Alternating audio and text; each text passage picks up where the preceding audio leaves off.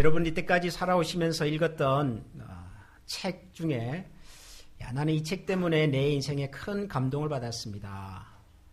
지금도 그래서 그 책을 제가 기억합니다. 그런 책이 혹시 있는지 모르겠습니다. 아니면 혹시 여러분이 보신 영화나 드라마나 그런 것들 중에 지금도 기억이 날 만큼 아주 큰 감동을 주고 아마 그것 때문에 제 인생에 중요한 변화가 생겼던 것 같습니다. 그런 생각이 드는 그런 드라마나 영화나 혹시 그런 게 있으십니까? 갑자기 이런 질문하면은 무슨 대답을 해야 되나 그런 생각이 들긴 하지요. 평소에 우리가 자주 생각해 보지는 않습니다만은. 곰곰이 생각해 보면 우리가 살아오면서 읽었던 책이나 혹은 영화나 이런 것들 중에 정말 큰 감동을 주는 것들이 들어 있었습니다. 저는 제 기억에 남는 영화가 한 편 있는데요. 아마 지금부터 20년도 더 지난 영화 같습니다. 제목은 미션이라고 하는 영화입니다. 혹시 여러분들이 보셨는지도 모르겠습니다만은 영화의 내용은 그 천주교 제수잇 출신의 신부님이 아메리카에 있는 인디오 원주민들에게 선교하러 간 이야기입니다. 그런데 그분이 선교하는 방법이 참 특별했습니다. 인디오하고 말도 안 통하잖아요. 그리고 그분들은 평생을 자기들끼리 살아왔는데 외부에서 누군가가 올 때는 경계심을 갖습니다. 두려워하고 그래서 두렵기 때문에 사람을 죽이기도 하고요. 그런 사람들에게 복음을 전하러 가는 거죠. 근데 이분이 복음을 전하는 방법은 음악이었습니다. 음악. 이 가브리엘이라고 하는 이름의 주인공 신부님은 이 오보에라고 하는 이 악기를 가지고 가서 그 원주민이 어디도 있는지 모르는데 그 숲속에서 혼자 음악을 연주를 합니다. 근데 그 음악이 너무너무 아름다웠어요. 그래서 그 음악 소리를 들은 원주민들이 경계심을 풉니다. 누군지 모르는데 낯선 사람인데 그런 사람들은 다 죽였는데 이때까지. 근데 그날 그 가브리엘 신부님의 오보에 음악을 듣고 원주민들이 마음을 열어서 이분을 자기들 마을로 초대해 갑니다. 그러면서 이야기는 이제 아주 아름답게 그러나 슬프게 진행이 되는 그런 영화였습니다. 저는 그 영화가 너무너무 인상적이었고 또 그 영화에 나오는 음악을 지금도 좋아하고 지금도 기회가 있으면 가끔 그 영화를 봅니다. 저도 목회자가 되어서 복음을 전하는 사람으로 세상 속에서 살아가는데 복음 전하는 사람의 마음가짐이 저래야 되겠구나 그런 생각을 제게 하게 만드는 참 감동적인 그런 영화입니다. 소설이든 영화든 우리 인생에 감동을 주는 그런 장면들이 가끔 있지요. 그런데 여러분 제가 만약 이런 질문을 드리면 여러분 또 대답 어떻게 하실는지 한번 고민해 보십시오. 우리가 예수 믿은 지 1, 2년이 아니잖아요. 그죠? 저만 해도 중학교 다니면서부터 이제 신앙생활을 했으니까 무려 거의 한 죄송합니다만 어른들께 40년 넘게 40년 가까이 예수님을 믿어온 것 같아요. 우리가 신앙생활하면서 아마 교회에서 목사님들을 통해 수많은 설교를 들었고 수많은 말씀들을 들어왔을 겁니다. 그런데 우리가 들어왔던 그 많은 말씀들 중에 혹시 지금도 여러분의 머릿속에 마음에 기억이 되는 남아있는 그런 말씀이 혹시 있습니까? 내가 그때 들었던 그 목사님의 설교는 너무 감동적이어서 내가 그때 내 인생에 이런 변화가 있었고 지금도 내가 그 말씀을 생각하고 기억하면 자극이 되고 은혜가 되고 감동이 됩니다. 혹시 그런 말씀 있습니까? 있기는 있겠지만 아마 빨리 생각이 잘 안 날 겁니다. 제가 저 자신에게 물어봤거든요. 2가지 질문을. 가장 감동적으로 읽었던 책이나 영화 대답이 비교적 빨리 나왔어요. 근데 내 인생에 가장 감동적이었던 말씀, 설교 빨리 나오진 않았어요.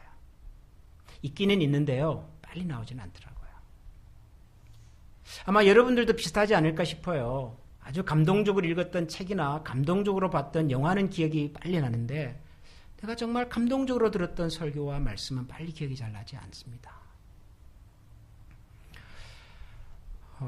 사실 이런 질문은 저한테는 별로 유리한 질문이 아니에요. 제가 우리 교회에서 벌써 10년을 설교를 하고 살았는데 여러분들이 저와 함께 말씀을 나눈 지가 10년이 지났는데 여러분이 만약에 그렇게 인상적으로 남는 설교가 없다면 그 전적인 책임은 누구한테 있겠습니까?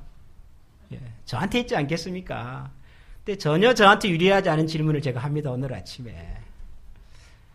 그럼에도 불구하고 한번 이런 질문을 던져보는 것은 정말 우리가 하나님의 말씀을 이렇게 많이 들었는데 그 말씀을 우리 가슴 깊이 새겨놓은 말씀이 많지가 않구나.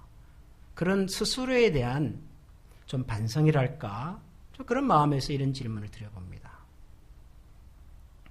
오늘은 산상보훈의 마지막 설교입니다. 2017년 후반기에 들어와서 야심차게 시작했던 예수님의 산상보훈의 말씀. 이제 오늘 마지막 설교입니다.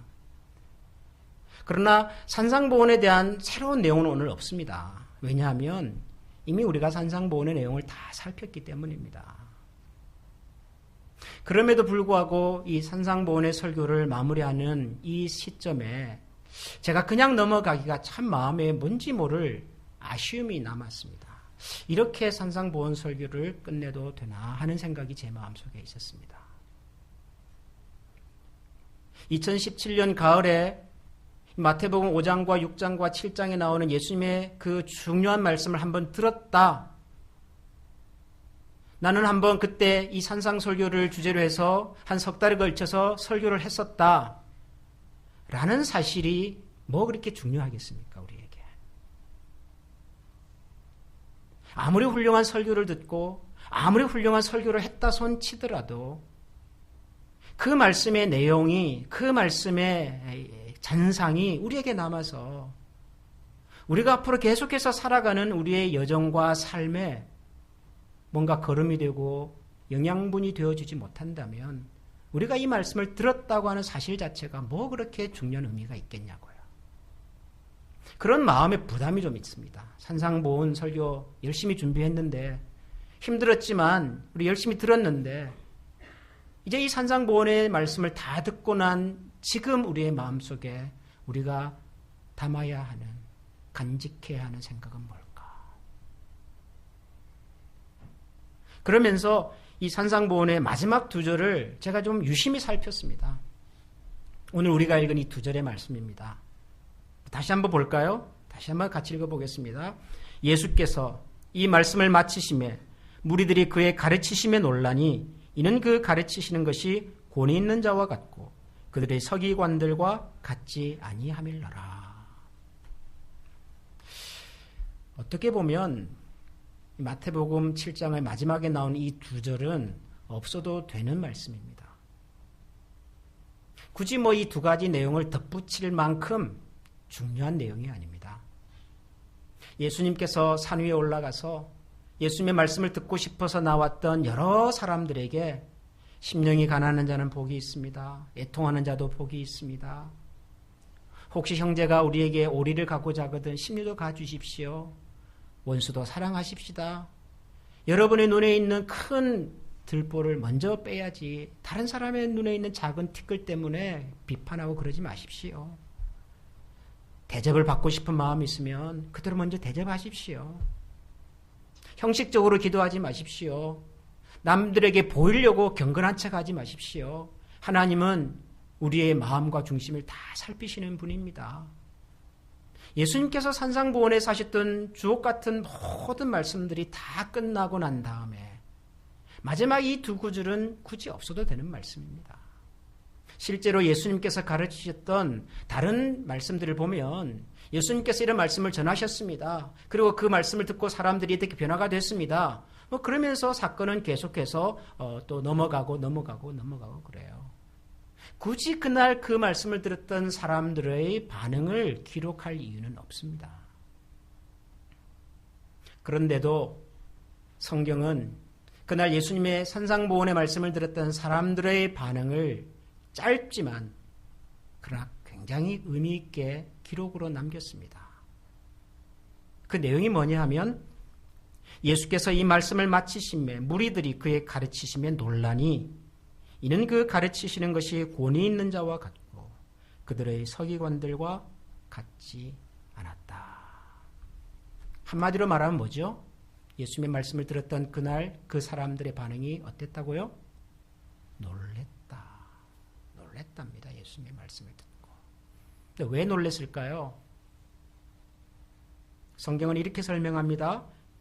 그 가르치는 것이 권위 있는 자와 같은데, 다시 말하면 그 가르침에 뭔가 모를 권위가 있는데, 그 권위는 익히 우리가 들어왔던 서기관이라고 하는 것은 율법의 전문가들입니다. 그분들로부터 들어왔던 그 이전의 그 어떤 말씀하고는 격이 다른 차원의 다른 세상의 말씀처럼 들렸다는 겁니다. 그날 예수님의 이 말씀이.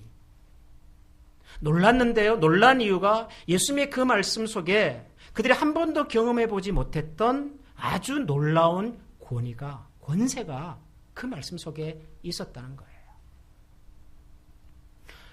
근데 여러분 이게 뭘까요? 뭘 보고 이 사람들은 권위를 느낀 겁니까? 저는 이 말씀을 가지고 곰곰이 좀 생각을 해봤습니다. 그날 예수님의 말씀을 들었던 이 사람들이 소위 보았던 그 말씀의 권위라고 하는 것이 뭘까? 여러분 예수님께서 뭐 특별한 것을 말씀하셨습니까? 다시 말해서 한 번도 들어보지 못했던 새로운 세상과 새로운 얘기를 하셨나요? 산상보훈에서? 그러면 사람들은 놀랄 수 있습니다. 야, 이런 얘기는 내가 한 번도 들어본 적이 없는데, 야, 정말 대단하다. 저분 대단한 분이다. 그럴 수 있겠죠. 그러나 산상보훈에서 예수님이 말씀하신 것은 하나도 새롭지 않습니다. 전혀 새롭지 않습니다. 이미 서기관들도 율법의 전문가들도 무엇보다도 예수님의 이 가르침은 대부분이 구약 성경에서 이미 하나님께서 하셨던 말씀들입니다. 예수님식으로 좀 다르게 설명하시기는 하셨으나 이게 새롭지 않아요. 여러분 이게 뭐 굉장히 어려운 고차원적인 그런 얘기입니까? 뭐 산수하는 사람들에게는 뭐 2차원, 3차원 방정식, 뭐 아주 한 번도 들어보지 못한 이런 이론에 관한 얘기인가요? 아니에요. 너무도 쉬운 얘기잖아요, 여러분. 오른밤을 내밀거든 왼밤도 내십시오. 뭐 이게 무슨 설명이 필요한 겁니까?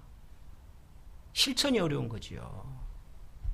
그러니까 예수님의 말씀의 내용 자체에는 뭐 그다지 새롭다거나 그 말씀을 듣고 야 대단하다거나 놀랄 만한 그런 내용이 있는 것 같지는 않아요.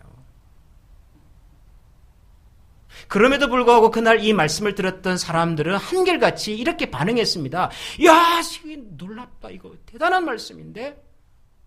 왜냐하면 그 예수님의 말씀 속에서 이 사람들은 하나같이 말로 표현할 수 없는 놀라운 권세와 권위를 느낀 거예요.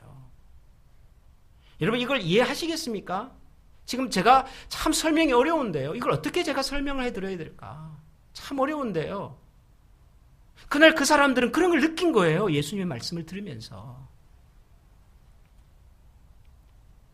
저는 제가 이 말씀을 이렇게 묵상하면서 저한테도 혹시 그런 경험이 있었나 한번 생각을 해봤어요. 처음에 제가 드렸던 질문, 내 인생에 지금도 기억에 남는 설교 말씀. 그 말씀을 들으면서 야 이건 정말 하나님이 하시는 말씀이야 라고 생각이 들었던 그런 말씀이 있었나 한번 생각을 해봤어요. 생각을 해보니까 한 2번 있는 것 같더라고요. 한 번은 제가 신학교에서 공부하던 학생 시절에 들었던 말씀이고요.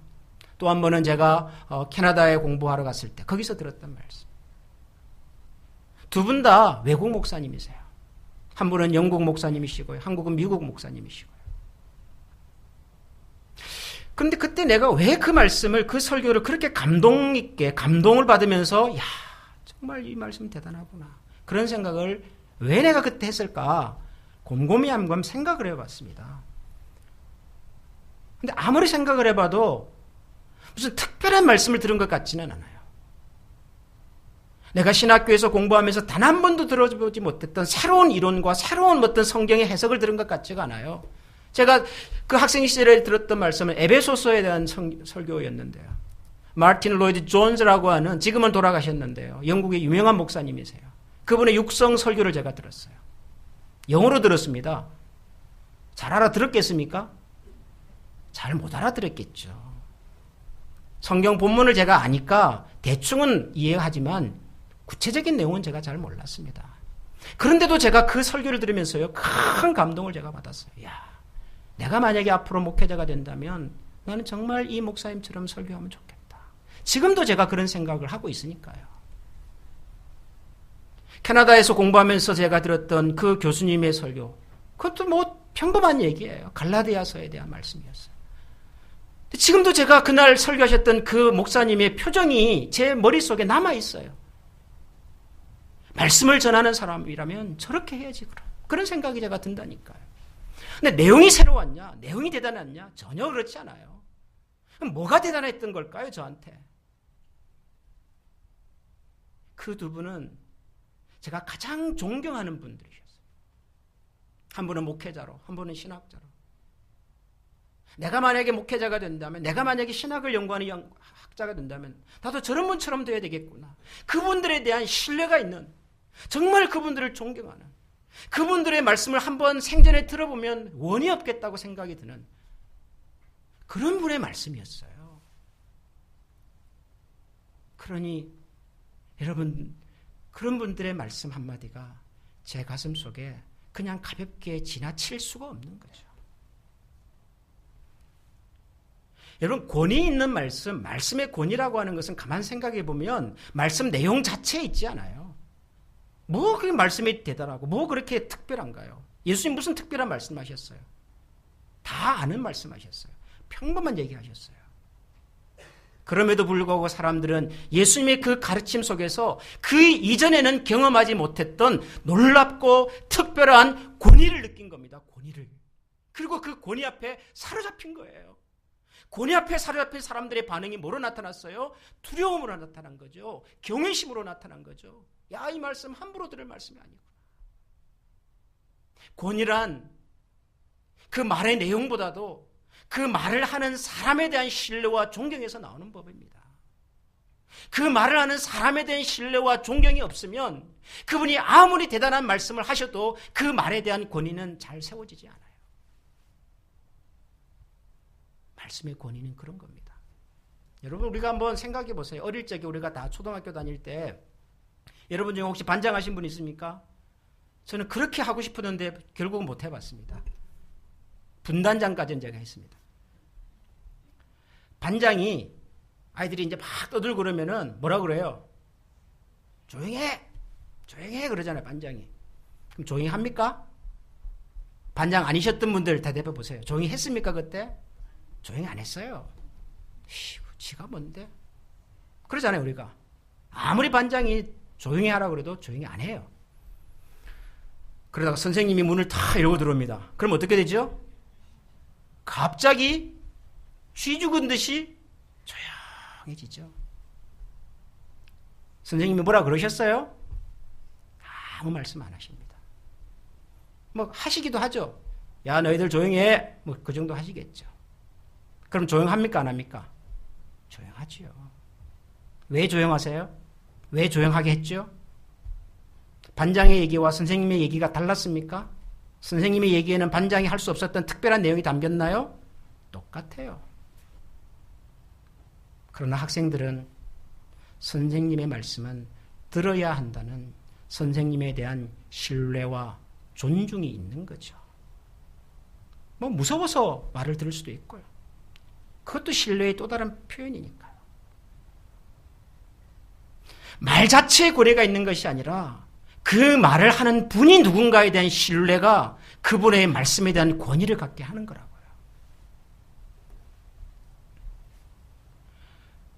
그 워렌 버핏이라고 하는 분이 있잖아요. 미국의 빌 게이츠와 함께 미국을 대표하는 부자 중에 한 분이잖아요. 이분이 1년에 한 번씩 자기하고 밥 먹는 사람을 경매로 뽑습니다. 이름이요, 워렌 버핏과의 점심 식사권입니다. 밥 한 끼 먹는 식사권이에요. 이걸 이베이라고 하는 인터넷 사이트에서 경매로 팝니다. 1년에 딱 한 번만 팝니다. 올해도 팔았습니다. 6월 달에 팔렸습니다. 낙찰가가 얼마인 줄 아세요? 워렌 버핏하고 점심 한 끼 먹는데 경매를 붙였더니요, 최종적으로 그 점심 식사권을 산 사람이 지불한 돈은 미국 돈으로 무려 235만 불이 넘었습니다. 한 끼 식사하는데요. 30억 좀 됩니까? 한국 돈으로? 작년에도 팔았습니다. 작년에는요, 345만 불인가 팔렸습니다. 밥 한 끼 먹는데요. 약 40억. 궁금하시죠? 뭘 먹었을까요? 30억 내고. 별거 없어요. 그냥 커피 한 잔에 빵하고 뭐 그런 거예요. 근데 왜 200만 불을 내죠? 왜 점심 한 끼에 300만 불을 내죠?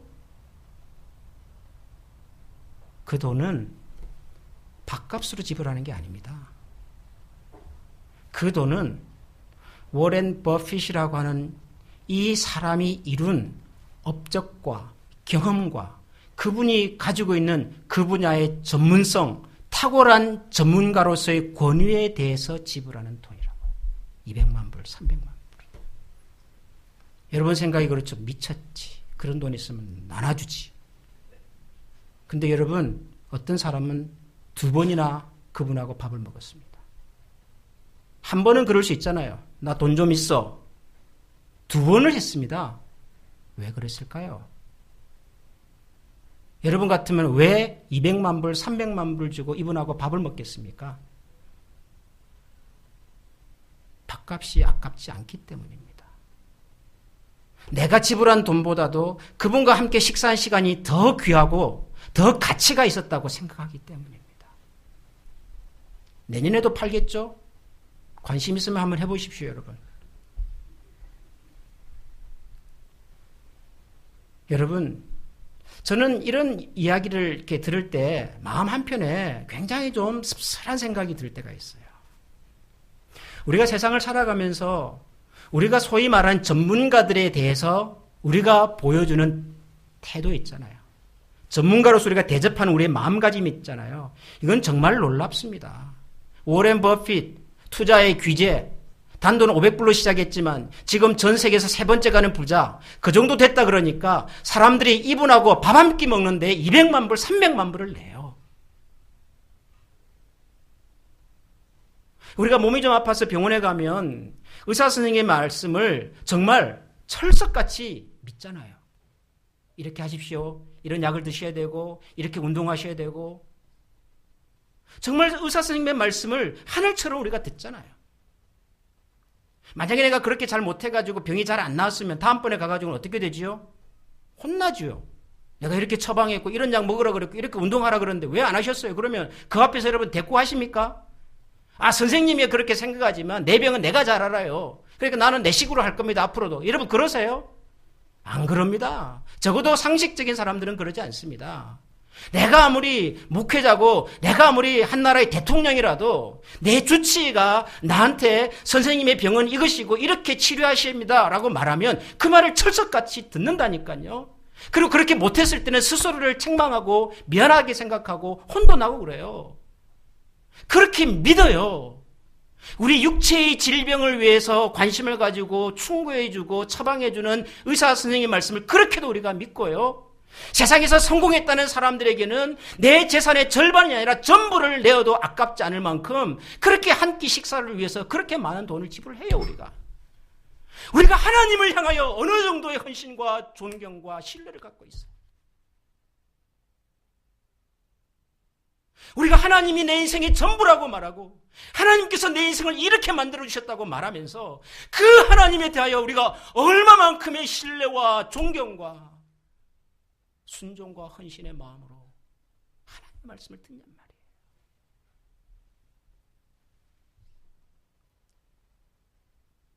내 재산의 10분의 1을 소득의 10분의 1을 하나님의 나라를 위해서 드리자고 해도 드릴 때마다 우리가 힘들어하잖아요. 아까워하고요. 우리 시간의 일정 부분을 하나님 앞에 들어서 헌신하고 그 나라를 위해서 섬겨보자고 그럴 때마다 우리가 얼마나 이런 요구에 인색하냔 말이에요. 우리가 말로는 그렇게 합니다. 하나님 때문에 내가 살았습니다. 에베네셀의 하나님입니다. 전적인 하나님의 은혜입니다. 내가 가진 모든 것이 하나님으로부터 왔습니다라고 말하지만 정말 그 하나님에 대하여 우리가 어느 정도로 신뢰하고 존경하고 의사에 대해서 표현하는 그런 정도의 존중과 신뢰가 정말 우리가 하나님에 대해서도 있냔 말이에요. 우리 영혼의 질병에 대해서 처방해 주시고 우리 영혼의 건강함을 위해서 그렇게 말씀해 주셔도 우리는 그 말씀을 얼마나 한 귀로 듣고 한 귀로 흘려보내냔 말이에요. 정말 우리는 하나님의 권위 앞에서 두려워하는 사람들인지, 정말 우리는 말씀의 권위 앞에서 정말 두려워하고 있는지. 그래서 저는 이 말씀이 예사롭지가 않은 거죠. 그날 예수님의 말씀을 들었던 사람들이 그 가르치는 것이 권위가 있어서 그 예수님의 권세 앞에서 다들 두렵고 떨리는 마음으로 그 말씀을 가슴에 간직하고 돌아갔었어요. 그 사람들을 생각해 보면서 그분들이 부러운 거죠. 우리는 그렇게 살 수 없을까? 그런 고민이 드는 거죠. 나도 예수님이 그 산상보훈의 말씀을 석 달 동안 열심히 전한다고는 전했는데 과연 이 말씀을 들은 우리 모든 성도들의 마음속에 이런 마음이 혹시라도 있을까? 궁금한 거죠. 나는 이 말씀을 열심히 연구하고 준비해서 전하기는 했으나 나도 이 말씀 앞에서 정말 두려운 마음으로 한마디 한마디가 정말 내 인생을 압도하는 그런 무거운 중량감으로 나한테도 다가왔는가? 부끄러운 거죠.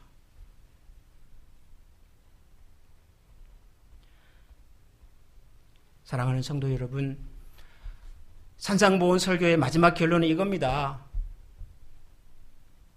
하나님을 하나님으로 대접해 드리십시다. 우리가 하나님을 하나님으로 대접하지 않으면 하나님의 말씀을 아무리 들어도 그 말씀은 우리에게 권위 있는 말씀으로 다가오지 않을 것입니다. 말씀의 권위와 말씀의 권세 앞에서 겸손하게 살아가고 싶으면 말씀하시는 하나님의 권위와 하나님의 권세에 대하여 두렵고 떨리는 마음으로 우리가 살아야 합니다. 저는 우리 교회가 그런 교회가 되기를 소원합니다. 저는 우리 교회에서 함께 신앙생활하는 우리 사랑하는 성도님들이 이런 성도님들이 되기를 저는 기원하면서 축복합니다.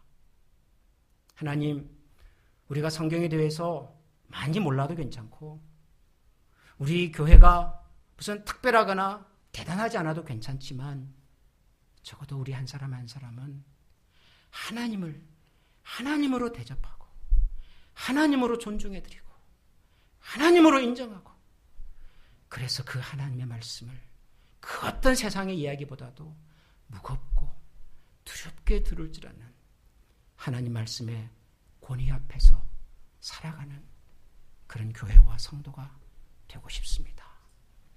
우리 모두 이런 마음으로 우리가 들었던 산상보훈의 말씀뿐만 아니라 앞으로 들려질 많은 말씀 앞에서 하나님을 다시 한번 기억하고 새롭게 찾아가는 그런 우리 모두가 될 수 있기를 주님의 이름으로 축원합니다. 기도하겠습니다. 하나님